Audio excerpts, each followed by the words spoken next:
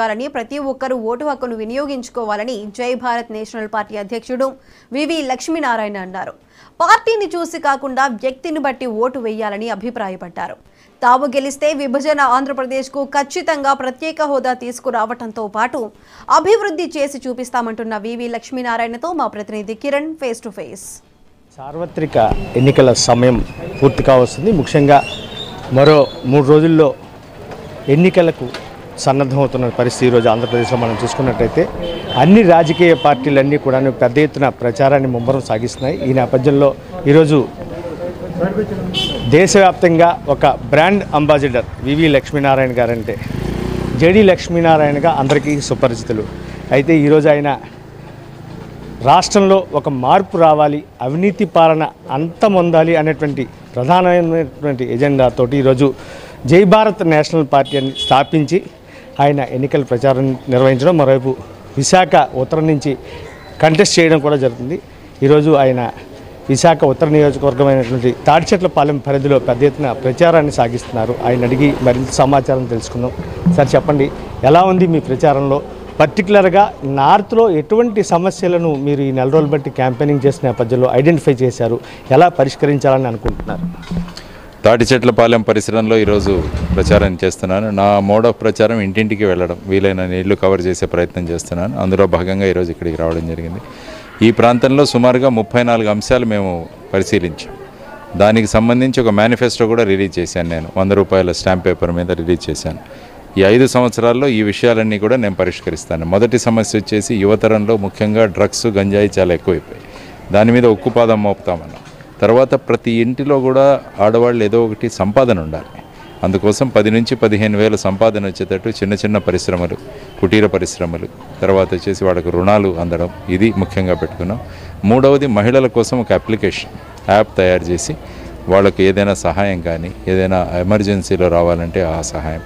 తర్వాత meet your MLA అని చెప్పి ఒక యాప్ తయారు చేస్తున్నాం. అంటే ప్రజలకు ఏమాత్రం ప్రాబ్లం ఉన్నా కూడా దాంట్లో కనుక వాళ్ళు ప్రెస్ చేస్తే వాళ్ళ సమస్యలను తీరుస్తాం. ఆ తర్వాత మైనారిటీలకు ముఖ్యంగా ఇక్కడ బరియల్ గ్రౌండ్స్, తర్వాత వచ్చేసి కమ్యూనిటీ సెంటర్స్ లేవన్నారు, అవి కూడా పొందుపరిచాం. చాలామంది చాలా సంవత్సరాలుగా చిన్న చిన్న ఇళ్లలో ఉంటున్నారు. వాళ్ళందరికీ కూడా 2 BHK హౌసెస్ వీలైనంత వరకు తయారు చేస్తాం. తర్వాత కొండవాళ్ళు ప్రాంతాలు చాలా ముఖ్యంగా ఈ ప్రాంతంలో ఉంది. ఆ ప్రాంతంలో సమస్యలు మీరు చూస్తే రోజు పైకి వెళ్ళడం, కిందికి రావడం, ఈ సమస్యలతో సతమతం ఉంది. వాళ్లకు పరిష్కారం, శాశ్వత పరిష్కారం కూడా ఆలోచించడం. తర్వాత పంచగ్రామాల సమస్య తెలిసిందే మీకు. 5 గ్రామాలు, సింహాచలం భూములు, ఇవన్నీ కూడా వాటికి కూడా పరిష్కారం తీసుకురావడం. తర్వాత పిల్లల కోసం లైబ్రరీలు, నాలెడ్జ్ హబ్లు, తర్వాత వచ్చేసి స్కిల్ డెవలప్మెంట్ సెంటర్సు, తర్వాత వారికి కావాల్సిన అనేక విషయాలు పొందుపరుస్తామని. తర్వాత కల్చరల్ సెంటర్ ఒకటి, తర్వాత పార్కులు అభివృద్ధి చేయడం, ఉన్న పార్కులను అభివృద్ధి చేయడం. ఈ విధంగా ఒక 34 అంశాలు మనం ఈ మేనిఫెస్టోలో డీల్ చేసి ప్రతి 3 నెలలకు ఒకసారి ఈ 34 అంశాల్లో ఎమ్మెల్యే ఏం చేశాడు ప్రగతి అని వాళ్ళందరికీ రిపోర్టు పంపిస్తాను. సో ఆ విధంగా ఆలోచించుకొని, ముఖ్యంగా డ్రైనేజ్ సమస్య చాలా పెద్దది. ఇక్కడ ఎక్కడ చూసినా కూడా మురుగు కాలువలు, వాటి కండిషన్ చాలా దారుణంగా ఉంది. సో వాటన్నింటినీ కూడా శుభ్రం చేయడం. తర్వాత అండర్ గ్రౌండ్ ఎలక్ట్రిక్, తర్వాత ఈ హైవేలో చాలా యాక్సిడెంట్స్ జరుగుతాయి, వాటి కోసం ఫుట్ ఓవర్ బ్రిడ్జెస్ అక్కడక్కడ వేయించడం. ఇలా మొత్తం మీద తర్వాత KGHకి ఈ వార్డ్స్కి అనుసంధానం చేయడం. ఇలా మొత్తం ఒక 34 పాయింట్లు రాసి ప్రజలకు ఇవ్వడం జరిగింది. పర్టికులర్గా మనం చూసుకున్నట్టయితే ఎన్నికల సమయం ఆసన్నమైంది. 3 డేస్లో ఇంకా ఎలక్షన్కి వెళ్ళిపోతున్నాము. అయితే ఫైనల్గా మీరు ఈ రాష్ట్ర ప్రజలకు కానివ్వచ్చు, లేదంటే మీ నియోజకవర్గ ప్రజలకు కానివ్వచ్చు, మీరు ఇచ్చేటువంటి ఫైనల్ సందేశం ఏంటి? ప్రజలకు నేను ఇచ్చే సందేశం ఏంటంటే, పెద్ద సంఖ్యలో మీరు వచ్చి ఓటు వేయండి. చాలామంది ఓటు ఉన్నా కూడా ఇంటి నుంచి బయటికి రావట్లేదు. అందుకనే 50 నుంచి 60% మాత్రమే పోల్ అవుతాం. ఈ రాజకీయాలు, ప్రస్తుతం ఉన్న ధన రాజకీయాలు, ఇవన్నీ మార్చాలంటే పెద్ద ఎత్తున పోలింగ్లో పాల్గొనాలి. అది ముఖ్యంగా వారికి చేస్తున్న మొదటి విన్నపం. ఎలాగైతే సంక్రాంతి పండగకు మనం అందరూ పిల్లలందరినీ ఇంటికి పిలుచుకొని ఆనందంగా ఉంటామో, ఇది ఎన్నికలు కూడా పండగ. కాబట్టి మీ పిల్లలు హైదరాబాద్లోనో బెంగళూరులోనో పనిచేస్తుంటే వాళ్ళందరినీ పిలవండి.